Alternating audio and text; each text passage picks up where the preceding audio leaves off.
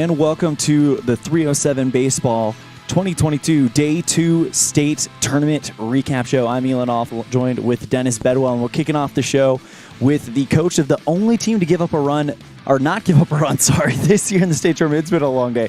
Only team not to give up a run in the state tournament so far, Nate Perleyberg of the Gillette Rough Riders. Coach, thank you so much for coming on and joining us today. You bet. Thanks for having us. So, Coach, you guys are our young team. I spoke with you on the 307 Baseball podcast earlier in the year, and you specifically said if you can think of young, we're the definition in the dictionary. Right. How have you got these guys playing so far above their age in such a clutch time right now? Well, I mean, we've got a lot of great players, first of all. I think it's been a process for sure. But it's been something where our guys have really bought into the system and really bought into believing that they can do this. And, the consistency of it has been really, really good. We've had day in and day out guys showing up wanting to get better every day, and we're kind of that team that is too young to know any better right now, and so it's been a lot of fun to be a part of, and I like where we're at right now in this tournament.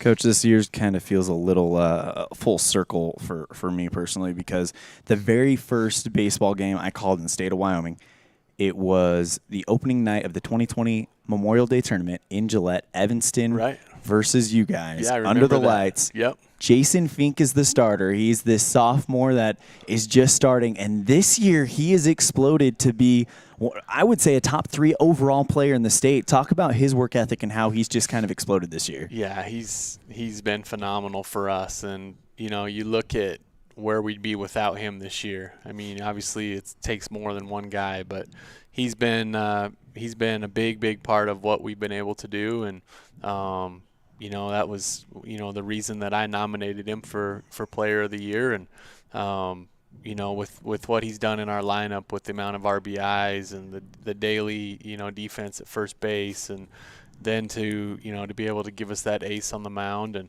he's really came into his own at the plate. I think last year he hit about 290 at the plate, and this year he's hitting over 400. He's put in a ton of work with Coach Stearns, our hitting coach, and just really proud of how hard he's worked to get to this position, and he's made himself into a two-way guy and a college player next year at Augustana.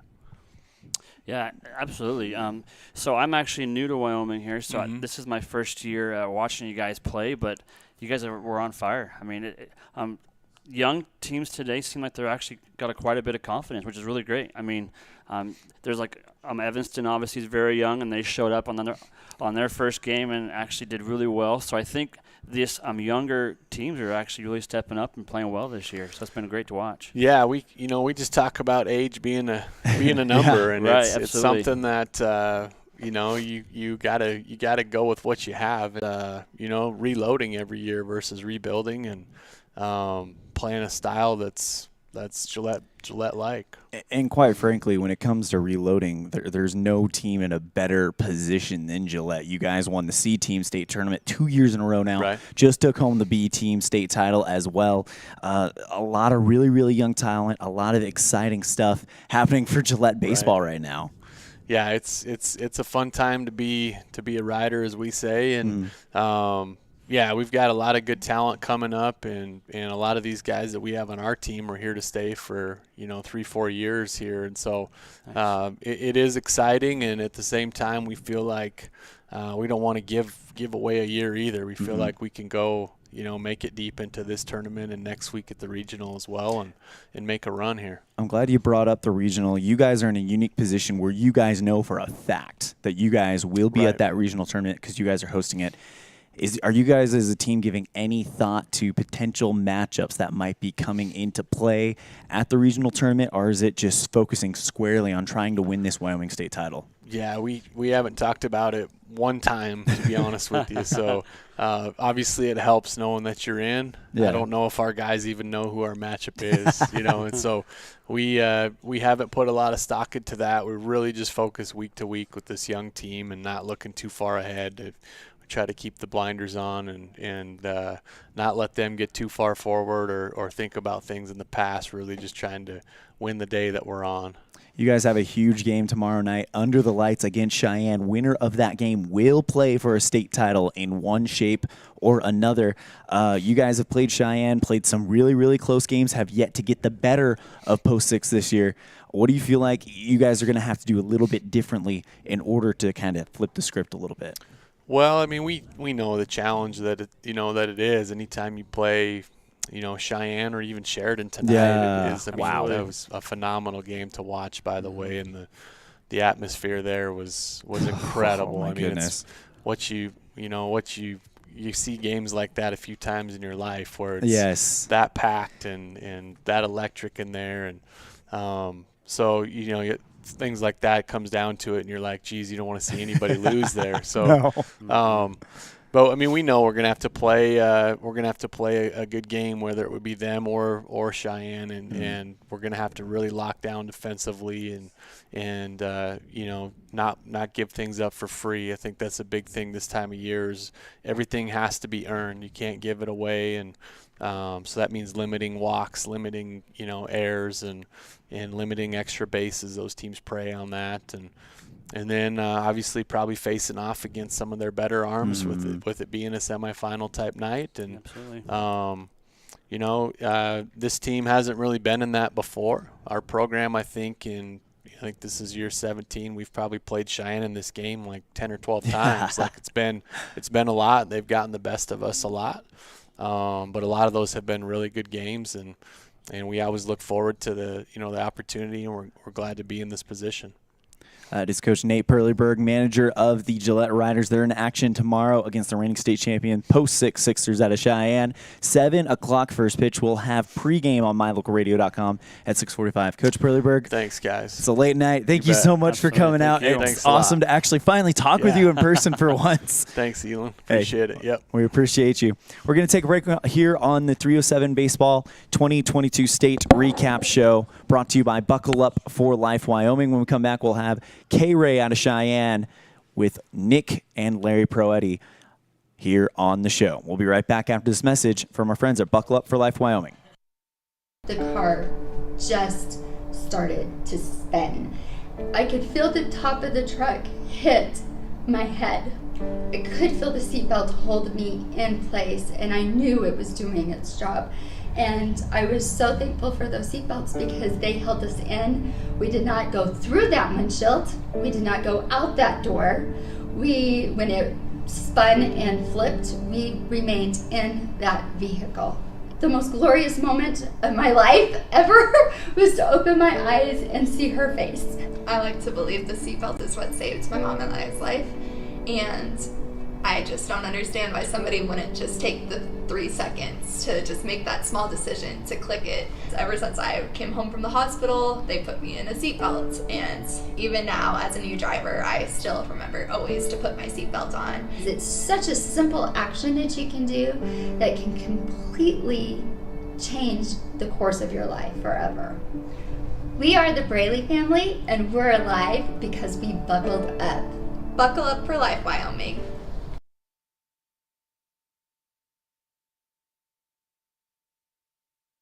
Welcome back to the Buckle Up for Wyoming 307 Baseball 2022 State Recap Show, Day 2, joined by K-Ray out of Cheyenne's, Larry and Nick Proetti. And you guys have been broadcasting the Cheyenne Post Sixers all year, and we just saw an awesome game, Cheyenne and Post 6 against the home-standing Sheridan Troopers. Final score, Cheyenne 4-2. But, man, it was, as you put it, Nick, a little too close for comfort if you're a Cheyenne fan. Yeah, without a doubt. It was something where, again, we're coming into this state tournament where Post 6 with a giant target on its back, coming in with 50-plus wins. We were kind of saying, hey, we were focused on that regional tournament. We were putting Post 6 of, hey, we're going to see them in Gillette and see if they can get that regional championship this season. Here we go. We got a close one day one with you guys with the Evanston Outlaws, which we'll talk about, but also, too, with Sheridan today. Again, Post 6, their only loss in this conference so far was to the Laramie Rangers at Powers Field. Yeah. Outside of that, again, Post 6 has had unbelievable success and, again, dominating success against a lot of these teams in the state. So today it's been kind of, and I think Madrid Ty Lane will agree with us, at least coming up tomorrow on our pregame show, that it's kind of been a wake-up process, or at least wake-up moments for Post 6 these past couple of days of, hey, we're not guaranteed to win here. Any team can take us down at any moment right now. Yeah, again, when you have that target on your back and the pitching has been carrying Post 6 throughout the course of the season. But what we saw, especially in the 7th inning, has been pretty much the moniker of Post 6. Good discipline at the plate. Not swinging at bad pitches, waiting for that right pitch, and not afraid to take a walk. Again, let's think about it. Guys want to get up there and they want to knock it over the fence. It's 364, short porch to straightaway center, or 307 to the mini green monster. But, these guys are there going, hey, any way we can get on the sacks, they're gonna try to scratch out a run. And we talked earlier, and I want to pay tribute to Gavin Oliver yesterday. What we mentioned, and again, Post 6 was 1 out away. Evanston was 1 out away from probably a 1-0 game. I thought that young man threw real well. Again, doesn't have to strike out 17 guys. Doesn't have to, have that overpowering fastball. All he had to do was make sure the ball was in play. Hoover did a great job at third base.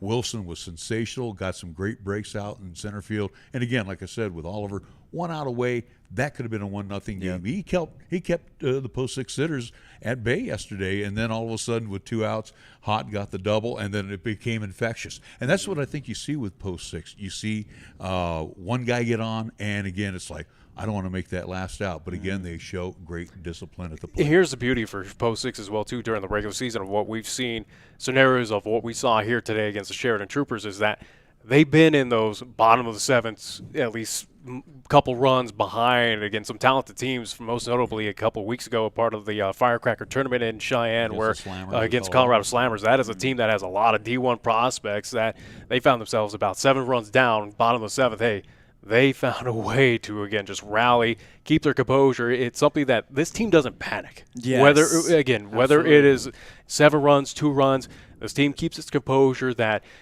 again, no lead is safe against Giant Post 6. It's a veteran team. It was really kind of a treat watching this game. And strange only for this reason. I'm a lifelong Arizona Diamondbacks fan, and we played the New York Yankees in the 2001 World Series, and you had those games in New York where Arizona looked like they had them on the ropes, and then there was something like crazy that just happened in that last inning 2 nights in a row, and they called it the Yankee Mystique. It almost felt like a Post 6 mystique, because as soon as you guys got bases loaded, you just kind of felt it in the air. Something's about to happen here, and sure enough, it did. Well, absolutely. Give credit to that Sheridan crowd at least tonight, where they really got fired up. That was something that we talked about early on, saying, hey, we got to quiet this crowd down, because they're going to be loud, they're going to be vocal, anticipating that tomorrow night with the Gillette fans making that trip on over, that, again, it's going to be loud, that they're going to play in that enemy territory.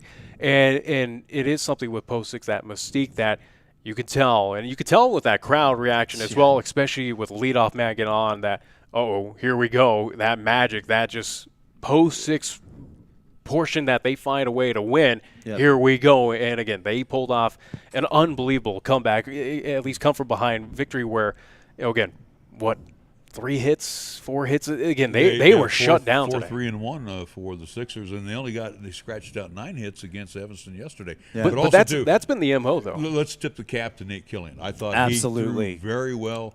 He worked out of a couple of jams for Sheridan, and it's unfortunate he gets a no decision. But I'll tell you what, he got 6 innings of great work for Ben Phillips this evening, and again too tomorrow for the Troopers.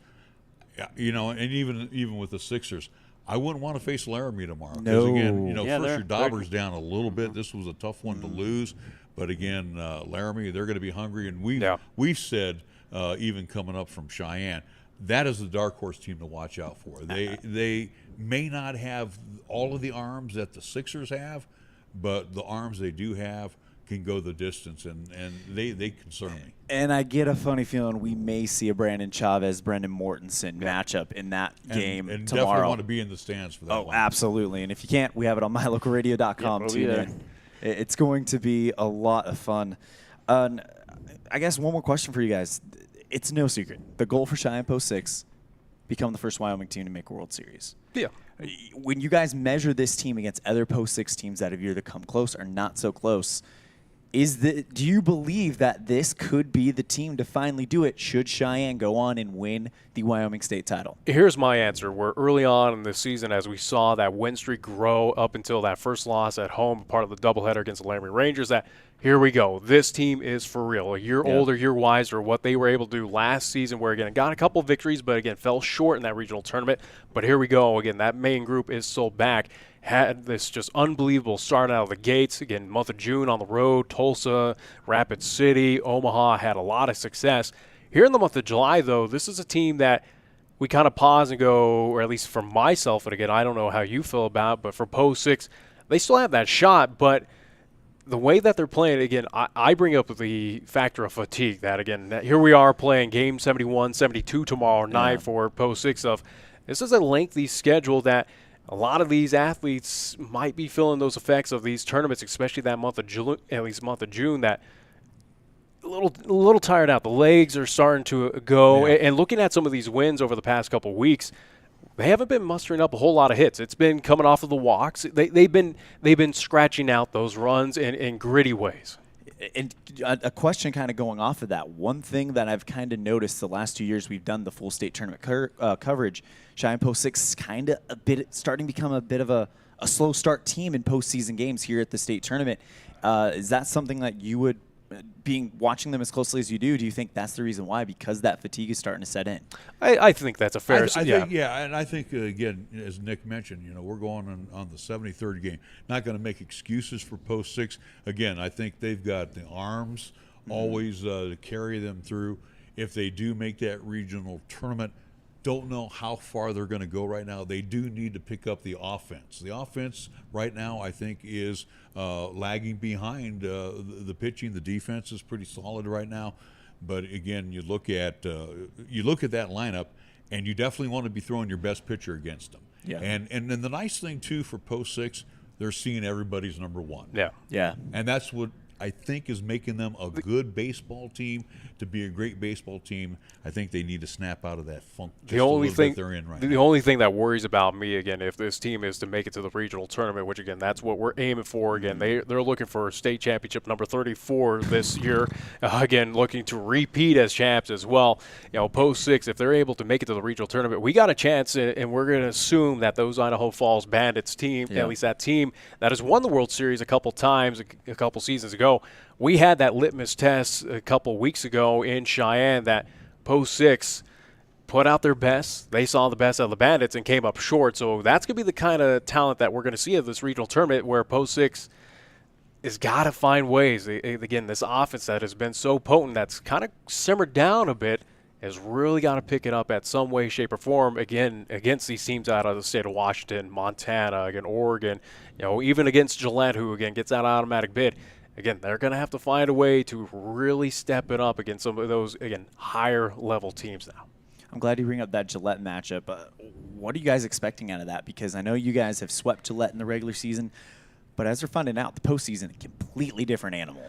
As for my answer, as I look tonight, I was thinking, hey, we're going to finish this in 5. Again, Post 6 has done that before against a Sheridan team, and it's something that – kind of at least handing these victories where even I and we have to kind of pause and go, yeah, nothing is a guarantee. But, we look to tomorrow night, especially knowing we won't give Ty's secret out, but, again, we know who will be on the bump. And, again, you gotta feel comfortable with this guy going out there for Post 6 that, again, they should come away. But, the way that Post 6 is, if the bats don't wake up, I think Post 6 can still get it done. But again, you'll see a similar outcome of 1-2 run victory for Post 6 to get to at least day 4. I would be surprised if the Sixers win by 5-6 runs.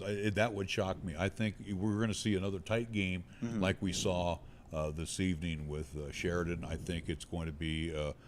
Again, I would venture to say Gillette is probably not thin on pitching, and they're going to probably throw out again their number 1 or number 2 against Post 6. The Sixers tomorrow, again, they're going to have to show that discipline, but they're going to have to snap out of this 1 through 9 slump they're in right now. And again, they're going to get the pitching.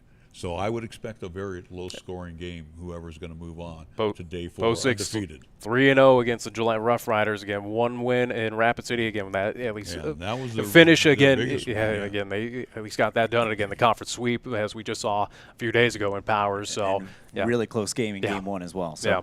that is K-Ray out of Cheyenne, Nick and Larry Perotti. Thank you guys so much for coming on the show. We really appreciate it.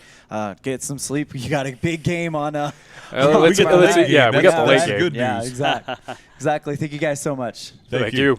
All right, we'll be right back with David Settle of YO Preps to wrap up day 2 of the 2022 307 baseball state tournament preview on mylocalradio.com, brought to you by Buckle Up for Life Wyoming. I'm Officer Kevin Malatesta, Public Information Officer for the Cheyenne Police Department. Cheyenne Police Department for the May mobilization is really looking for people who aren't seat belted in their cars. It's a secondary violation in Wyoming, but as we make traffic stops for speeding, cell phones, whatever it may be, we're going to be looking to make sure that people have their seat belts on. As we've gone over, seat belts do save lives, and way too many people in Wyoming aren't wearing them. We want to make sure that people get home, get home safely, get to see their families again. So if they're involved in a car accident and that seatbelt is on, there's a much higher likelihood of that person making it through that accident, making it through without injuries even. When we have crashes without seatbelts, the consequences are much more severe.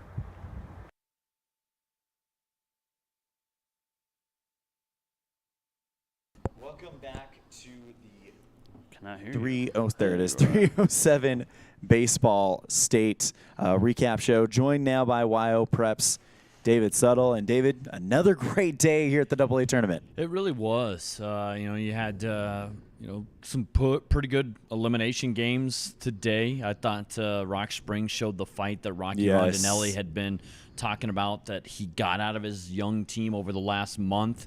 Aaron Lozano, the manager of the Laramie Rangers, and I talked about that earlier, that really they kind of started to figure some things out in the Dooley Oil Classic when they came to that in mid-June in Laramie, and it took them a couple weeks to maybe learn the big lessons, and then they moved on from there. But they showed some fight. Laramie was able to take care of business. Kind of same way in your guys' game. Evanston, Casper took a little lead early, but Evanston fought hard again. Good pitching performance between Hank Allred and geez Louise, who else threw in that game? That would have been Breckenridge. Breckenridge, yeah, Rich. So they did a great job. But Sides was unbelievable. 14 strikeouts. Yes. He really handicapped what they wanted to do, and finally Casper's offense got going. I wasn't necessarily surprised by what Gillette did, just the way in which it went down. I mean, it seemed like they had an answer every time Jackson would do something, and then all of a sudden, bang, that game exploded and it was over in a hurry. And I was like, wow. And then we're sitting there and we got like an hour and a half before the next game or something. Yep. And then what can you say about the nightcap? It was a terrific Oh, game. my gosh. Another outstanding game at this state tournament. Sheridan and Cheyenne, kind of heartbroken for the home fans because Sheridan, I hate to say it, they kind of blew it. They let it slip away. But that just goes to show you the fight out of your two-time defending champs. And David, it felt like postseason baseball. It really did. I mean, it really did. was a electric atmosphere, and it came down to one moment. One moment decided that game. It really did, and it's tough when you have a very veteran ball club like that, where you're used to making some of those routine plays, and it didn't go the way you wanted it to. And but I'll be honest with you guys, all 8 games we've seen in the first 2 days have been really good baseball games, and then you've had a couple absolute instant classics with Laramie Jackson yesterday and Sheridan Cheyenne tonight. Yeah, absolutely. So just going back to those little things, right? So, obviously Sheridan tonight started out on fire. They're working hard, batting doing really well.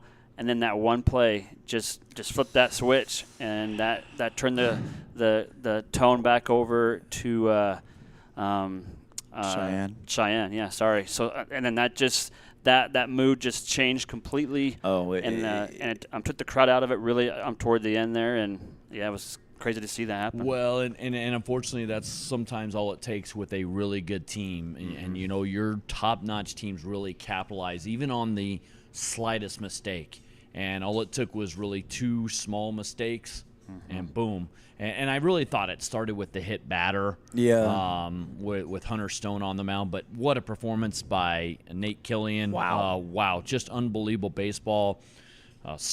2 hits over 6 scoreless innings. I mean, he gave Ben Phillips everything you could ask, and unfortunately, it was the bullpen then their defense that kind of let him down. But in the end, they still have a way to fight back because they do have more pitching, and they still have Brennan Mortensen to throw. I think Trevor Stowes could go, or I can't remember exactly what his number was. He went 6 1/3 last night. Okay, so Dalton Nelson, but is locked and Dalton ready to Nelson go. would be in there. Greeno could, I think, maybe throw again. I don't know what his official number was today, but they still have some options.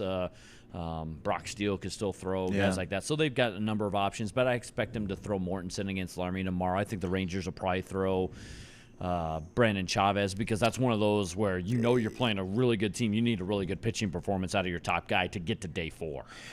Let's say Laramie does get to day 4. Who do they have left Well, you still in the have chamber? Mason Branch. You still have Billy Jenkins. You still have Ben Ruckman available. And basically all that they don't have left is Jace Moniz and Sam Hoyt, the 2 young guys that teamed up to really slow down Casper today.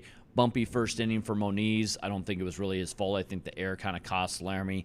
But then after that, Moniz settled in, and then Hoyt came in, and then Malone finished it out. But 6 scoreless innings after giving up 3 runs in the first, that was big for a young pitching staff, and that allowed Coach Lozano to preserve everybody else for the next few days. Before we move on to the single A tournament, let's talk about the 2 teams whose seasons came to an end today in the Double A. First, the Rock Springs Stallions. It was a season where I think we saw a little bit of a breakout there for Rocky Rondinelli's squad, getting some All-State selections and well-deserved, I might add. Well, I think they've got some, at times, overlooked players, but this is, if Rocky and the coaching staff can keep this group together, I think they can build over the next couple of years. I really do believe that. It's probably going to take some guys continuing to really focus on the game of baseball. I'm not trying to slide anybody from, playing another sport or anything, but Rock Springs is a really, really young team. They're kind of in the category of Gillette. They're just not at that level of baseball right now. So they grew up a little bit, took major lumps this year, but I still think they'll grow. I think you'll see a pretty decent team the next 2 years for the Stallions. I like guys like Hudson Garner and Maddox Ice and Sagastumi and Adrian Wheeler. Beardsley with some amazing plays in center field. Yeah, he really did. So they've got a great core. They just need to keep that together, I think. For Evanston, it's kind of the same thing. Yeah. You got great building blocks, Colton Morrow, Oliver, Breckenridge, all those guys that the Coach Small's coming back. I hate to say it, you're around the program more than I, so maybe I just think they've had a little turnover managerial-wise. If Coach Small can kind of keep the ship steady, keep the ship steady, the stip steady. That is totally going in the dictionary. There we go. Keep the ship steady. I think there's just something, when you look at the successful programs, look at the tenure of Ty Lane after his dad for well over 20 years. Look at Nate Perleyberg now in year 17 for him. Look at Ben Phillips and how long he's been there. Aaron Lozano's starting to get that tenure, even though he's only in his 4th year. You need some of that stability in your coaching staff. And yeah, maybe you change an assistant here and there, but I think that helps out, especially young programs. You need that stability on the coaching staff. And if Rondinelli and Rock Springs can do that and Coach Small and Evanston can do that, you'll see them build and continue to play better in the next couple of years. All right, let's go ahead and talk about that single A tournament. We've had some great games here in Sheridan. Sounds like Cody. Not a single stinker happening over there. Well, you did have 2 blowouts today. Yeah, the 2 elimination games ended up being blowouts, and some of that I think talked about it going into single A state, the fact that some teams only had one real main guy, and then it was going to be what he got left in the gas tank. What do the kids have left mentally sometimes more than what's in the gas tank?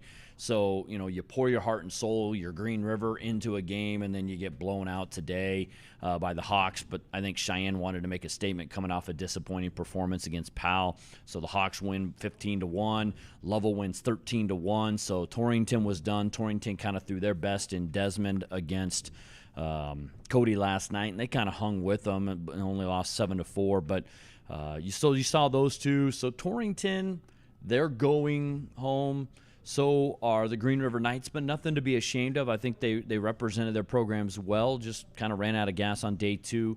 And then the game was the first kind of winner's bracket game between Powell and Casper. Looked like, one, it was a barn burner. It's tied. Then it looks like Powell's going to win it. They score 4 in the bottom of the 6th. And then all of a sudden, after scoring 4 in the bottom of the 6th, they end up with giving up 6 in the top of the 7th to Casper. So it's a 7-3 game, and it was 3 walks, 5 singles, and I want to say like a pass ball or 2 or a wild pitch or 2. Yeah, that's what it was, so to speak. That was all it was, and Casper just kept coming, kept going, and so that's what ended up being the difference in that one. And so that's what you get. Right there is Casper moves on, and then Cody scores 4 runs in the first, kind of set the tone, and they were too much for a younger Sheridan Jets squad tonight. So you've got Cody and Casper in winners bracket games, and then Cheyenne will play the Jets, and it'll be Powell Lovell. And I know Jason Borders, when I talked to him a couple weeks ago, he said that's a scary Lovell team because they just kind of hang around. And it'll be interesting to see who those teams have left to throw on day 3. That's the big thing there. You know, it really, it could be an offensive day tomorrow at Single A State. Really could be. Yeah. And here's the thing. It feels like we were destined to see this matchup. Casper has had a great season at the Single A level. And, of course, Cody is the dominant force in Single A. Really felt like this was meant to be. Really is, and I still think you're going to see it again later in the tournament because I think these two are the deepest teams. Jack Schroeder, I believe Trey Schroeder won last night's game and pitched against Torrington. Jack Schroeder threw tonight and won against Sheridan, so they threw kind of the two Schroeder brothers who are really good. We'll see what Coach Grins has left over there in Cody, but they're at home. Yeah. There's something about playing at home. Yep. But the Drillers will be ready. You know, they had their bats quieted by Powell tonight, and then erupted against some relievers. And I know I know Powell brought in a couple guys to try and stem the tide. It just didn't work. Sometimes you get on a roll. Yeah. It was kind of like Cheyenne in the top of the 7th. Yeah. You know, I mean, it was walk, a hit batter, and then all of a sudden something happens, and you get the air, and it's that roll, and all of a sudden it's 4 runs across after they had been pretty much silent most of the game. So, yeah, that's what we got out of Single A State right now. Yeah, absolutely. So those small little things can definitely turn the tide for sure. Absolutely. And I think that's going to be big for tomorrow as well. You know, these teams that are in their winners bracket, see how they can limit those errors. You know, make sure that those little things don't change what that momentum's doing for them. And then those teams that may have had some of those errors that are playing again tomorrow that have lost, see if they can fix those and then turn those into a win. It's all pitching and defense right now, absolutely. Guys. Yep. I mean, we can sit here and talk all we want about hot bats, but if you get good pitching, you play solid defense. I think about tonight in the Cheyenne-Sheridan game, there's a couple shots. There was a ball that Mason Tafoya knocked down at third, and he had to gun across the field. There was one that Coulter McAnally knocked down and threw across the diamond, I think, at about 100 miles an hour. Yeah. So it was, I mean, plays like that, and then vice versa. Sheridan made some great defensive plays. It was unfortunately the one major lapse that kind of cost them, but Sheridan capitalized on McAnally's error, and Dalton Nelson had a hot bat. The question is, how do those teams, when you lose tough games like that, how do you come back, bounce back mentally? And for Sheridan, it's even more difficult because you're playing earlier in the day instead of coming back and playing at 4 o'clock. You got to turn around and play at 1 o'clock, so it's a quicker turnaround. But yeah, to me, it's still about pitching and defense here as we get down to day 3. And I think you're right. It's about fixing those small mistakes. Whatever you can do to limit anything that kind of starts to blow up. So here are the 3 games for tomorrow. The Laramie Rangers and the Sheridan Troopers will play in an elimination game at 1 o'clock. This is the second time Laramie will face elimination in this state tournament. That will be on mylocalradio.com, pregame at 12:45. And then you got Casper at Jackson at 4 o'clock, pregame at 3:45. And then the big one, the winner between Cheyenne and Gillette, will play for a state championship one way or another. Yeah. And that's at 7 o'clock at Ryder Thorne Stadium. Thorn Rider. Or Thorn Rider, excuse me. Getting kinda late tonight. Ryder Thorne, that conjures up like one of the Disney princess movies Right, or something. right. You know, Oh, Flynn Ryder. Rider. Flynn Rider. Flynn Rider. Exactly. There we go. Exactly. Well, here's the situation. Gillette is not that far from here. I think Gillette's going to have a home field advantage when they're going to have plenty They'll of have a fans good over here. crowd. That'll be really interesting to see how they travel tomorrow. But you'll also get a lot of interested onlookers Yep. that will pull for Gillette tomorrow, because I think some people, they want to see a team knock off the big beast. Yeah. That always happens. Yep. And so Gillette I mean, will have that underdog role. And so you'll have onlookers that will be interested from Sheridan Yep. and other fans from communities that are still in it, whether it's Jackson's hanging around or Casper or Laramie, whoever it might be. You'll still have some people hanging around wanting to watch that game tomorrow night. It was like tonight. You had Evanston, Rock Springs, Casper. Everyone was at that game tonight. It's very So- true. And it makes for a great atmosphere. I mean, that it place was packed. Oh, my gosh. And, Rocking. down the lines in the extra set of bleachers down the first base line, beyond that, all the way into the outfield grass, down the fence line. It was an amazing atmosphere. And kudos to Sheridan and their group. They've made this an enjoyable state tournament. Hopefully we're getting the same over at Millward L. Simpson Stadium I'm sure we in are. Cody. I'm sure we are. Well, that is going to do it for day 2 of the 2022 AA State Tournament coverage, brought to you by Buckle Up for Life Wyoming on mylocalradio.com. On behalf of my broadcast partner, Mr. Dennis Bedwell, as well as the professor from WyoPreps, Mr. David Settle, I'm Elon Off saying we'll see you guys in not the morning. Get some sleep. We'll see you at 12:45. Laramie taking on Sheridan in a winner moves on, loser goes home matchup. Thank you guys so much and have a great night.